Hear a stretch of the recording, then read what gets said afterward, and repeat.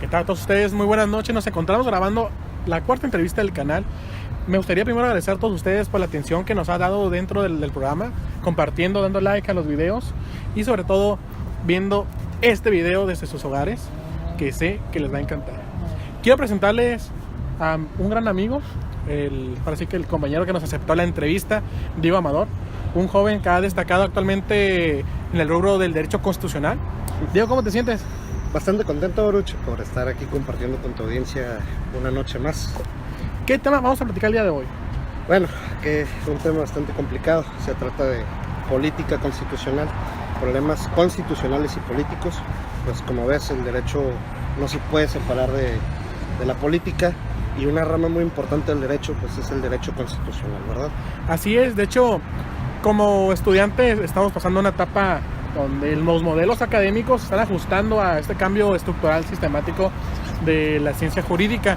Podemos mencionar ahora sí, una reforma del 2008 que cambió el sistema penal, una reforma en el 2013 que creó el puente hacia una visión convencional a favor de los derechos humanos. Pero tú me comentabas que ese trabajo, ese cambio estructural no viene desde estos tiempos que te he comentado, viene desde mucho atrás, ¿no? Desde atrás. Sí, pero los cambios constitucionales siempre han sido a través del tiempo. ¿Cómo lo podemos explicar? La norma constitucional va evolucionando conforme va evolucionando la sociedad. El derecho es evolutivo, es una cuestión per se. Pero la Constitución mexicana tiene un fenómeno bastante interesante. Pues la Constitución de 1857 tenía ciertas garantías, ciertos derechos bastante importantes que en 1917 se retoman, pero algunos se restringen un poco y otros no quedan suficientemente claros, y algunas facultades, por ejemplo, de la Suprema Corte, no quedan bien marcadas, bien establecidas, como lo es en el artículo 105 constitucional. El actual artículo 105 constitucional, nosotros sabemos, como estudiantes de derecho, tú como ya trabajador del derecho, yo como litigante, tu audiencia que seguro tiene bastantes abogados, sabrán que este artículo es fundamental para las acciones de inconstitucionalidad y las controversias, ¿no? Como un sistema de control constitucional. Pero la Constitución de 1857 y netamente la de 1917 no contemplaban ese sistema de control constitucional, sino que fue hasta 1994 que ya se necesitaba empezar a evolucionar y transicionar. Por ejemplo, en 2011 que empezó esta reforma hacia un panorama convencional en protección de derechos humanos. Entonces es todo un sistema que va cambiando poquito a poquito. Entonces realmente el derecho es una amalgama que va junto con la sociedad. Acabas de tocar un punto muy importante, que es el 105 constitucional, que hace alusión a las controversias constitucionales y a la acción de inconstitucionalidad, lo cual actualmente es un tema presente por la ley que fue aprobada de Seguridad Interior. Pero en el fondo de ese artículo, yo siento que la reforma que tú mencionaste del 94 aumenta el poder de este brazo de la tripartita del gobierno mexicano, que es darle un control directo de las normas y las políticas que van a ejercer a los ministros, ¿no? Sí, claro, la reforma del 94 lo que vino a hacer primero fue reducir la cantidad de ministros a 11. Fue un cambio completamente estructural. Luego darle esta facultad de juego que tiene la Suprema Corte con las acciones y con las controversias. En aquel entonces, el único medio de control constitucional era el amparo y algunos mecanismos extraordinarios. Un control limitado. Político, exacto, era bastante limitado. Ahora es un poco más abierto. Por ejemplo, ya tocaste el tema de la Ley de Seguridad Interior. Nos fortalece sí el poder judicial, el poder judicial, eso es de plano, sí tiene más poder con esto. Pero es necesario, ¿por qué? Porque se trata de una cuestión de check and balance. El federalismo necesita, para funcionar, un sistema de pesos y contrapesos. Y en ese contrapeso debe estar la Suprema Corte, es decir, el Poder Judicial. ¿Por qué? Porque la Constitución es un aparato sumamente importante para el funcionamiento de un Estado. Si bien es el conjunto de reglas más importante de un país, porque es el que reglamenta todo el Estado, es la que reconoce derechos, o como tú le quieras llamar, En ese cuadernillo especial, vamos a decirlo, viene esa regla fundamental que le da el poder a la Suprema Corte de ponerle un alto a los abusos. Porque puede pasar, ya lo vimos con la Ley de Seguridad Interior, puede pasar un abuso bastante fuerte por parte de las fuerzas del Ejecutivo. Y le permites a la Suprema Corte frenarlo y evitar este conflicto. Que sí puede traer un conflicto entre poderes, claro que lo puede traer, pero es necesario. Hasta un cierto punto, lo dice el doctor Néstor Pedro Sagüez, maestro mío en la Ciudad de México, hay aquí un rol nomogenético, lo llama así. Esta nomogénesis es yo aceptar el rol de otro poder. En este caso es el Poder Judicial, que legisla a través de la jurisprudencia o legisla a través de sus decisiones. En estas acciones de inconstitucionalidad, toma ese rol homogenético y empieza a trabajar como si fuera el poder legislativo. La pregunta clave es, bueno, ¿y hasta dónde se permite? ¿Hasta dónde debe ser sano este rol? En países que tienen ciertos problemas legislativos, como México, donde a veces la bancada, bueno, más bien, los votos se dan por bancadas y no por decisión de los propios diputados que dicen, ¿sabes qué? Yo acabo de leer este proyecto de ley, me parece adecuado a los intereses de las personas que yo vengo representando, voy a votar a favor. O ¿qué pasa? A veces vemos, por ejemplo, me tocó escuchar que en el debate dentro de la Cámara de Diputados había diputados que decían, es que no estuvimos presentes. Espérate, la gente te paga por estar ahí. Y eso es muy alarmante, Eso porque es la alarmante. aprobación de este proyecto Exacto. no tuvo así como un debate sobre ¿Serio? la esencia, si fue, bueno, si era pertinente para la nación, Exacto. y conllevó esas críticas y a unos errores legislativos como el de crear una figura no contemplada, como es el término seguridad interior, que nunca existió. Exacto. Ojo, lo legal no implica que deba ser constitucional. Lo legal puede ser inconstitucional. Toquemos ese tema. Tú me comentabas antes de iniciar este video que existe también un balance, ¿no? Que está lo legal y lo constitucionalmente correcto a favor de una federación como Sí. la que es del país. ¿Cuál es la diferencia entre una y otra? Legalidad Ok, constitucional. te lo voy a poner con el mismo ejemplo que tocaba hace un momento. Si bien recuerdas, en la Ley de Seguridad Interior tiene esto que se le llama acciones de inteligencia para la seguridad interior. Ajá. Vamos a poner el supuesto de que ahorita tú y yo nos están buscando para hacer una acción de inteligencia de seguridad interior. La ley lo permite. Eso es legal porque viene de una ley. Pero mis derechos constitucionales, ¿dónde los dejas? Mi protección a los datos personales. Exacto. Mi protección a los datos personales, ¿dónde los dejas? Mi seguridad jurídica, ¿dónde la dejas? Eso es constitucional. La protección judicial. Exacto. ¿Dónde quedan mis protecciones constitucionales? Las estás dejando de un lado por proteger algo que es legal, es infraconstitucional. Estás poniendo entonces una ley por encima de la Constitución, cuando la Constitución no debe de ser menor que una ley. En ese ejemplo te das cuenta que existe entonces un mundo muy diferente. Vemos que la ley quiere ser tratada siempre como si fuera norma automática constitucional, y la Constitución a veces la dejamos mucho por un lado, cuando realmente la Constitución es un todo.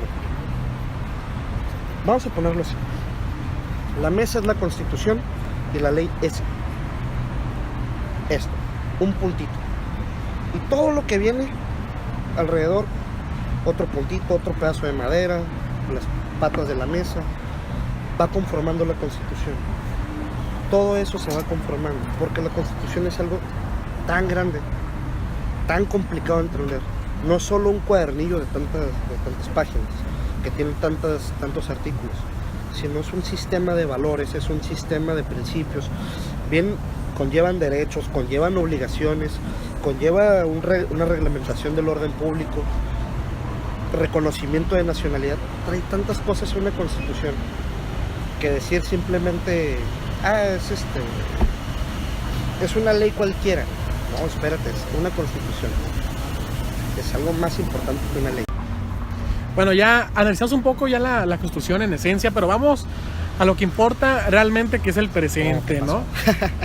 Bueno, Diego, ¿qué nos esperas? ¿Qué nos espera como mexicano, como estudiante de Derecho, como ciudadano, con todo este lapso o este cambio constitucional que estamos viviendo? Mira, es un momento ahorita, estos precisos momentos, es un momento de crisis constitucional, crisis legislativa, crisis financiera, crisis política. O sea, son momentos muy duros.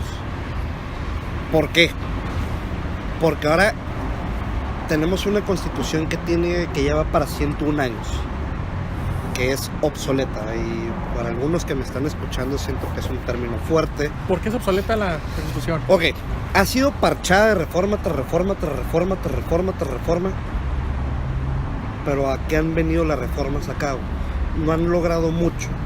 Para 100 años, lo que es 2017, que fueron sus 100 años, a 1917 es una sociedad distinta. Claro. Se necesita adecuar la Constitución a la sociedad actual, a lo que realmente necesita la sociedad. ¿Por qué en vez de, por ejemplo, la reforma educativa, por qué no en vez de empezar con la plática de que no, es que se ocupa una educación de calidad, por qué no se limitaron primero a decir, por educación se debe entender esto? Porque el artículo 3 constitucional en ninguna parte dice qué es la educación, sino te dice, la educación deberá ser laica, gratuita, obligatoria, hasta tal nivel de calidad. Ajá, pero ¿qué es educación? ¿Qué debo entender el mexicano como de, sí estoy educado? ¿En dónde dice? La Constitución no lo dice. ¿Por qué no? Esas son reformas de calidad. Esas son verdaderas reformas. Por ejemplo, la reforma energética. No me voy a meter mucho en el problema. Algunos dirán que sí, otros dirán que no. Yo respeto las posturas. Para otra entrevista vamos a tocar ese tema. Para otra entrevista, si quieres, venimos y nos ponemos cada quien la camisa que queramos. Pero fíjate, si recordamos la sociedad de 1917, era el campesino quería sus tierras. El discurso actual es, yo quiero mis tierras. Esta reforma fue una contrarreforma, si lo quieres ver por el lado de que está violentando ese principio de, es que son mis tierras. Estás violentando la Constitución, estás falseando la Constitución con una reforma, que esa reforma constitucional se volvió inconstitucional. Es una reforma inconstitucional constitucionalmente hablando, porque está en la Constitución. ¿Qué otra? Y así va, así ha venido y así se viene esta enfermedad constitucional. Y a 2018 necesitamos ya frenar y empezar a analizar qué estamos haciendo, qué se necesita, y ponernos a trabajar todos, litigantes, tú que eres trabajador, que estás en el ayuntamiento, me parece. Así es. En derechos humanos, ¿no? Ajá. Sí. Tú desde tu trinchera, yo desde los juzgados, desde la escuela, desde donde sea. Ponernos todos a trabajar en la misma sintonía de, ya tenemos que cambiar esto. Ponerle el freno de mano a la Constitución, y a eso me refiero a 3 posibles soluciones. A esta crisis constitucional de estar creando reformas que lo único que están generando es a lo que yo considero una anarquía constitucional, y explico. ¿Por qué considero anarquía constitucional? 1. La anarquía es una ingobernabilidad. Nuestra Constitución ya no es ingobernable. Actualmente cualquiera la reforma y solo basta que nos pongamos de acuerdo Poder Ejecutivo con Poder Legislativo o con una bancada para que tengamos la mayoría en el Congreso y sale esa ley. Lo que sea la reforma sale porque sale. Y segundo, ya no va ad hoc a lo que es la identidad del pueblo, ni la identidad constitucional. Y la identidad constitucional parte de 2 cosas. 1, políticas sociales, la identidad de la sociedad, o sea, ¿qué es México? ¿Y qué es la Constitución de México? Eso es la identidad constitucional mexicana. O sea, ya violentaste la identidad constitucional mexicana. Ya es ingobernable tu Constitución y todavía la estás falseando con reformas. Todavía le metes más reformas y más reformas y más reformas y estás parchando errores y quitándole y poniéndole, quitándole y poniéndole, quitándole y poniéndole. Tu Constitución se vuelve inoperante. Se vuelve completamente inoperante. creaste un caos. Y yo veo que hay dos posibles soluciones ahorita que me lo estaba replanteando. O ponemos el freno de mano y empezamos a crear un sistema de control de reformas, y a eso me refiero con control previo de reformas como lo tienen España o Colombia, donde le des una facultad a la Suprema Corte de poder revisar si la reforma va de acuerdo a la Constitución o no. Más fácil. Si no te gusta el sistema de control de reformas, darle verdaderos asesores a los diputados. ¿Por qué? Porque nosotros somos un país que quisimos una democracia abierta, que quisimos traer a colación ese sistema de no, yo también quiero ser votado, entonces no importa si estoy preparado académicamente o no, yo tengo derecho a ser votado. Ok, pero darle entonces los asesores adecuados. Hay que ponernos todos a trabajar y asesorar bien. Si no te gusta ninguna de esas dos, ok, te propongo la segunda opción. Haz una nueva constitución. Convoquemos un nuevo Congreso Constituyente. Es una de las posturas que una corriente constitucionalista ha planteado. Sí. Entre uno de ellos, el doctor Miguel Carbonell. Sí, pero bueno, Diego, yo tengo que, para compartir, para concluir esta entrevista, yo considero, así como hay una exigencia ante los entes de función pública, también del particular o del ciudadano, sí, ¿no? Claro. Que es involucrarnos, educarnos sobre los temas y comprender que política, como abogado, no está peleado con el derecho. No está peleado. Y sobre todo que política va más allá de corrientes o ideales. Pero en fin, Diego, se te agradece mucho la entrevista. Yo creo que podemos seguir con este debate muy amplio. No, sí, claro. Sería muy beneficioso para todos nosotros que después continuemos con una entrevista parte 2. Y finalmente quiero agradecerte a ti por este video. Te pido, si te gustó el video, danos un like, comparte. Y muchas gracias por esa atención de tu tiempo hacia nosotros y el proyecto. Te invito de nada cuenta, dale like a la página, Saturday Night Law. Perdón por inglés, no es tan bueno, pero sí el contenido que tenemos en la página. Y Diego, muchas gracias. No, a ti, Baruch. Así que muy buenas noches, feliz. Buenas noches a todos.